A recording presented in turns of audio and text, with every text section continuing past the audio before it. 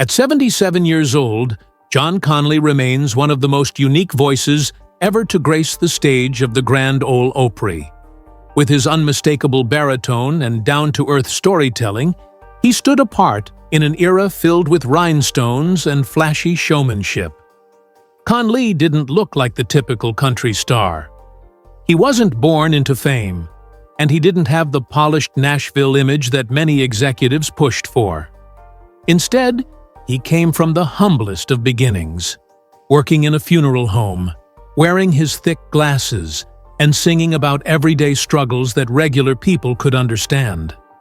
Songs like Rose-Colored Glasses and Backside of 30 didn't just climb the charts, they spoke directly to the working-class soul of America. But behind the applause, behind the spotlight of the Opry stage, Conlee's journey carried a weight that few ever knew.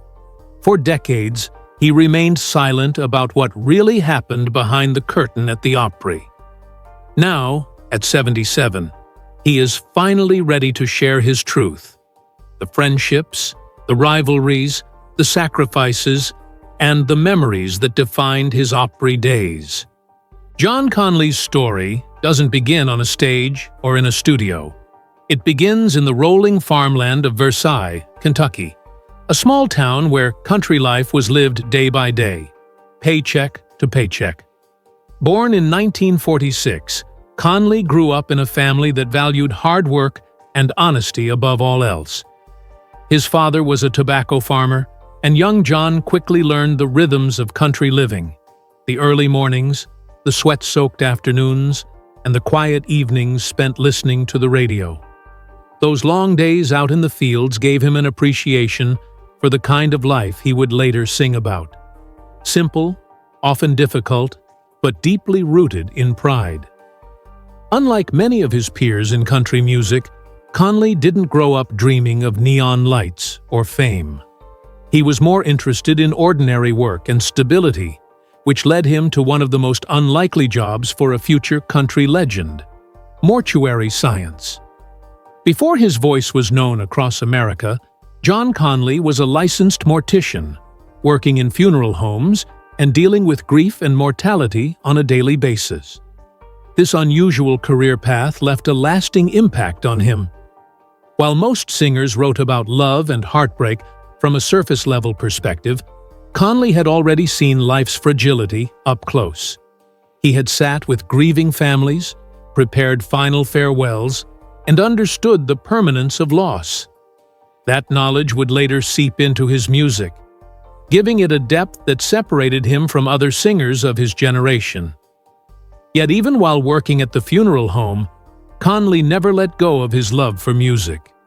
He grew up singing in church, and he picked up the guitar as a teenager, performing at small gatherings and local events. Music was his refuge, but it was also something he couldn't yet see as a career. The idea of making it in Nashville seemed far away for a boy from Versailles with no connections, no industry polish, and a pair of thick glasses that would become his trademark. Still, he carried his passion with him into adulthood, and eventually, another career path began to open doors: radio. Conlee became a disc jockey at a local station, spinning records and speaking into the microphone every day. It wasn't glamorous, but it was training. By learning the patterns of country hits and listening closely to what resonated with listeners, Conlee developed a deep understanding of the music industry from behind the console. He started writing songs of his own, shaping them with the same honesty he carried from his Kentucky roots. And yet, there was still hesitation. Moving to Nashville wasn't just a career leap. It was a gamble that could mean walking away from security into uncertainty. For years, John Conlee balanced practicality with passion until the pull of music became too strong to ignore.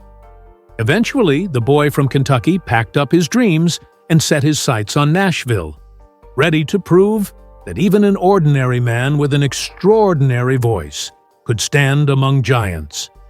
When John Conlee arrived in Nashville, he wasn't the kind of young hopeful that executives typically chased after. He wasn't flashy. He didn't have Hollywood looks. He wasn't 20 years old with stars in his eyes. Instead, he was a man already in his 30s, with thick glasses, a baritone voice, and the aura of someone who had lived a little more life than most singers on Music Row. At first, the town didn't know what to make of him. In a city filled with dreamers, he blended into the background. Conlee worked his radio shifts while knocking on doors, handing out demo tapes and trying to get noticed. Nashville in the 1970s was a brutal place for aspiring singers. Hundreds of hopefuls came and went, and the majority never saw a recording studio, let alone the Opry stage. Conlee knew the odds were against him, but he had something that many didn't: authenticity. He didn't sing about cowboy hats or neon lights. He sang about loneliness, aging, heartbreak, and the quiet struggles of everyday people. His breakout moment came in 1978, with the release of Rose-Colored Glasses, a song that didn't just showcase his voice, but his perspective on life. The tune, co-written by Conlee himself, wasn't flashy or designed to be a radio gimmick. It was raw, heartfelt, and true. Listeners across the country connected with the message of refusing to hide behind illusions. Suddenly, John Conlee was no longer just another face in Nashville. He was a rising star. After years of struggling, doors began to open. He followed Rose-Colored Glasses with a string of hits, including Backside of 30, Lady Lay Down, and Friday Night Blues. Each of these songs carved out his identity as a singer of real life, the kind of artist whose music resonated with truck drivers, farmers, factory workers, and small-town families. Conlee never pretended to be larger than life. He embraced being the common man's singer, and fans loved him for it. But while his star was rising, Nashville's music industry remained skeptical. Some executives still didn't see him as a long-term act. He wasn't packaged, polished, or flashy enough for television specials and glossy magazine covers. But the Opry, steeped in tradition and known for celebrating authenticity, saw what made him special. Conlee's performances stood out because they weren't just entertainment. They were confessionals, reflections of life lived without pretense.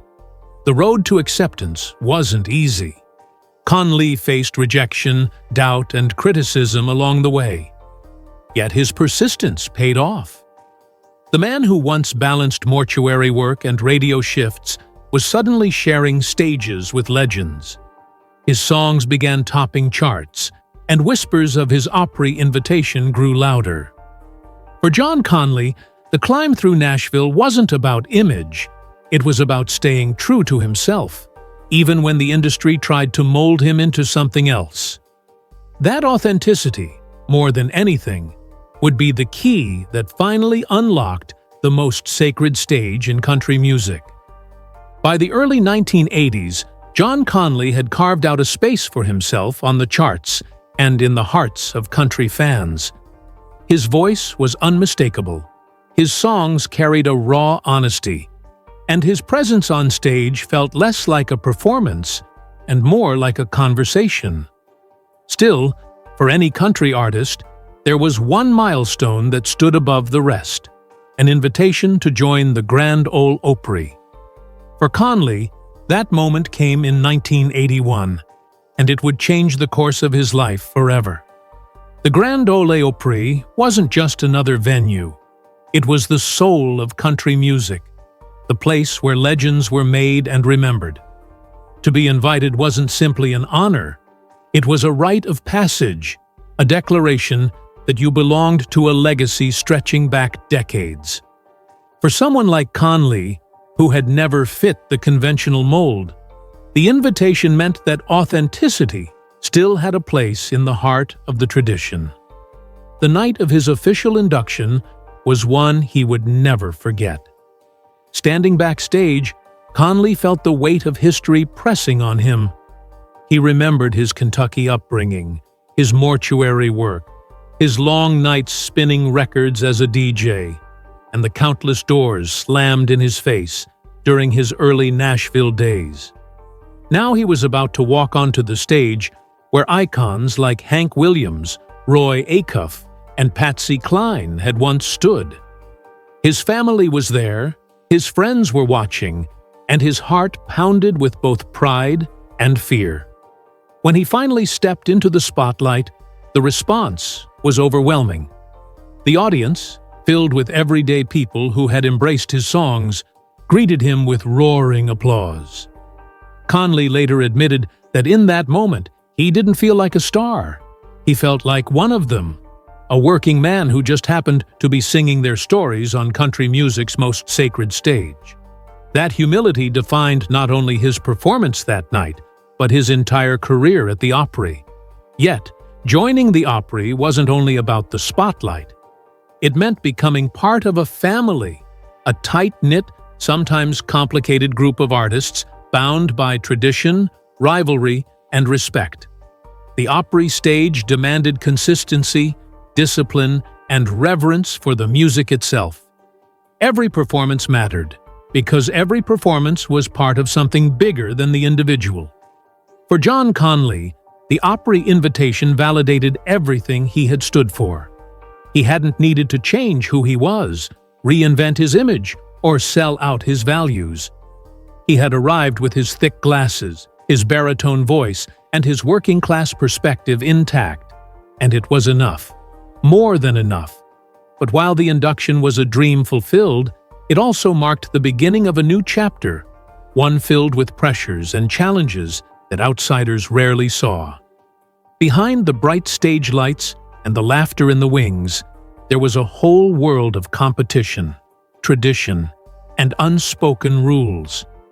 Conlee had earned his place among the legends, but surviving in the Opry family would prove to be just as demanding as reaching it. Life on the Opry stage was one thing, but life behind the curtain was another world entirely. A world that most fans never saw, but every performer had to navigate. When John Conlee stepped into the Opry family in 1981, he quickly realized that the show wasn't just about music. It was about tradition, hierarchy, and respect. Backstage, the air carried a different energy, a mixture of camaraderie and competition, laughter and tension, the kind of atmosphere where legends mingled with newcomers and everyone tried to earn their place. Conlee, with his thick glasses and humble Kentucky demeanor, wasn't the kind of man to stir up drama, but he could feel the invisible rules at play. Veterans like Roy Acuff commanded the room with authority. Minnie Pearl brought humor that kept spirits light. And Porter Wagoner's flamboyant presence reminded everyone that personality was as much a part of the Opry as music itself. There were unspoken expectations. Be on time, respect the elders, know your songs, and most importantly, honor the history of the stage you stood on. For Conlee, who had built his career on honesty and humility, these traditions felt natural. But that didn't mean the pressure was any less. The Opry demanded excellence night after night, and mistakes weren't easily forgotten. He remembered moments of camaraderie, sharing jokes with fellow singers, watching younger artists tremble with nerves, and lending encouragement when the spotlight felt too heavy. Yet he also recalled the rivalries, the subtle looks, the quiet competition for stage slots and recognition. The Opry might have been a family, but like any family, there were conflicts and egos clashing behind closed doors. Conlee often found himself reflecting on his journey, wondering how a boy from Versailles, Kentucky, had ended up in this whirlwind of tradition and fame. He admitted years later that it was both thrilling and exhausting. Backstage was a world where legends were human, where Hank Snow might scold a musician for a wrong chord, or where a newcomer might cry tears of relief after surviving their first performance. Conlee soaked it all in, not as someone who tried to outshine the rest, but as someone who respected the sacredness of it all. The Opry became not just a stage for his music, but a second home, a place where he learned the true meaning of endurance, grace, and humility in an industry that often consumed its own. And while the audience saw the polished show, John Conlee knew that the real story of the Opry was told in those hallways, dressing rooms, and quiet moments where history was being lived, one performance at a time. For all the magic that came with standing on the Opry stage, John Conlee knew there was a price to pay, and it was one that fame demanded without mercy.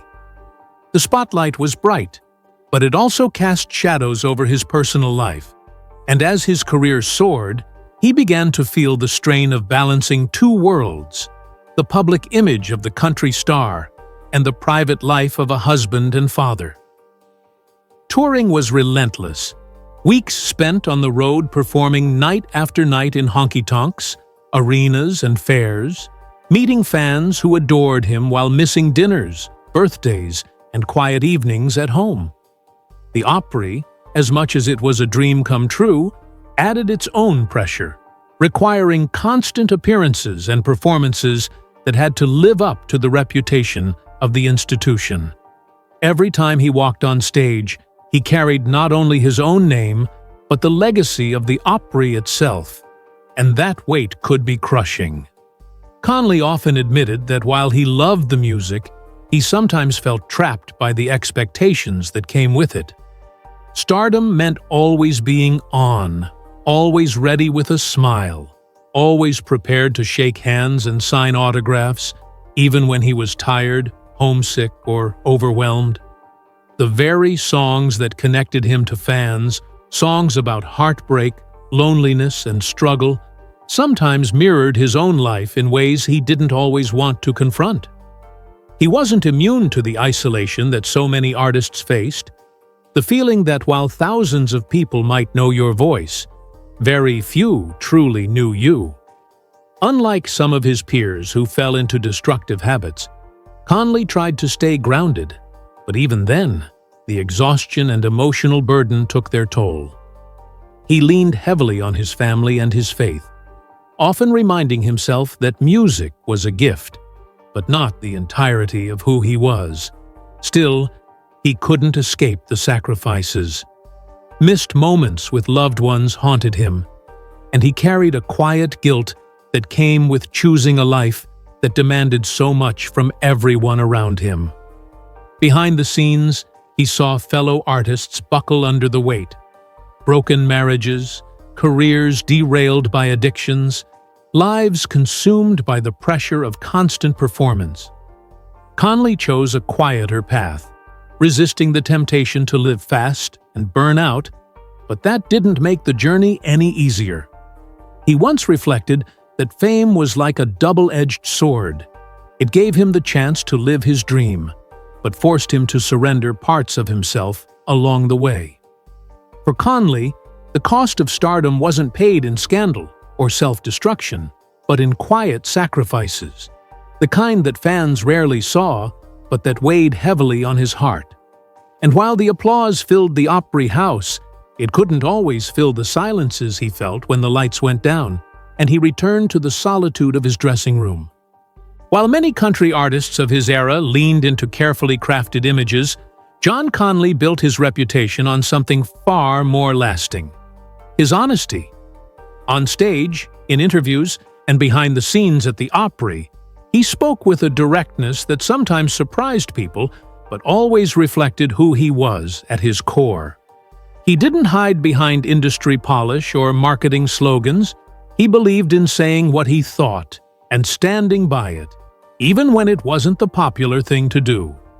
Conlee became known not just as the common man singer, but as a man who represented values that resonated deeply with ordinary Americans. One of the most prominent ways he used his voice was in support of American farmers during the crisis of the 1980s, when countless family farms were being lost to foreclosure. While some stars avoided speaking about difficult social issues, Conlee took a stand, aligning himself with Farm Aid, and using his platform to draw attention to the struggles of working people. Fans didn't just hear him sing about everyday struggles, they saw him live those values in real time. His patriotism was another defining feature. At the Opry, Conlee often performed songs that celebrated America's spirit, and he wasn't shy about expressing his pride in his country. He became known for singing "They Also Serve," a song honoring military families, and "I Don't Remember Loving You," a haunting ballad that showcased his ability to deliver emotional truth without compromise.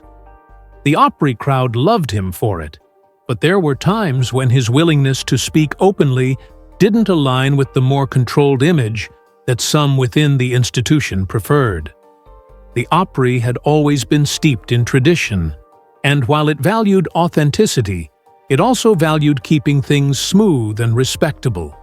Conlee's directness, his willingness to talk about the struggles of working men and women, his support for causes close to his heart, and his refusal to play the part of a polished star, sometimes put him at odds with the industry's preference for quiet compliance.